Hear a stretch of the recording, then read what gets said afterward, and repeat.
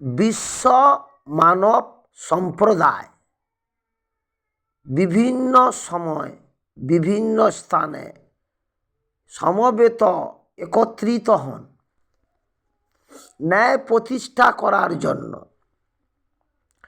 অন্যায়কে দমন করার জন্য। কিন্তু দুঃখের বিষয়, সবাই বলেন কর্মকাণ্ড সেই রূপ করেন না। যদি করতেন তাহলে আজকে বিশ্বের উপর নিরীহ নিরস্ত্র মানুষের উপর অন্যায়কারীরা অন্যায় করতে পারতেন না।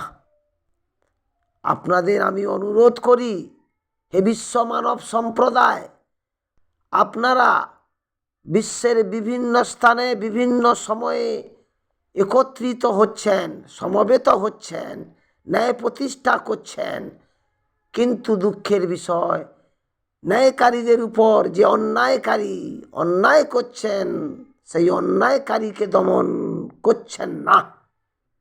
দমন করার কথা বলছেন কিন্তু দমন করছেন না। আমার অনুরোধ আপনাদের প্রতি, আপনারা আল্লাহ সর্বশক্তিমান বলেছেন, কোরআন পাকে লিপিবদ্ধ আছে, যদি কেউ অন্যায় করে আর সেই অন্যায়কে যে সহ্য করে, সবাই সমান দোষী। অন্যায় যে করে, অন্যায় যে সহে, তব ঘৃণা যেন তারে তৃণ সমদহে। আমার অনুরোধ, হে বিশ্ববাসী, আপনারা বিভিন্ন সময়ে বিভিন্ন স্থানে একত্রিত হচ্ছেন, খুবই ভালো কথা, অন্যায়কে দমন করুন। আপনাদের কাছে আমার অনুরোধ, অন্যায়কে দমন করুন। লক্ষ লক্ষ মানুষকে নিধন করছে যে অন্যায়কারীরা, তাদের দমন করুন।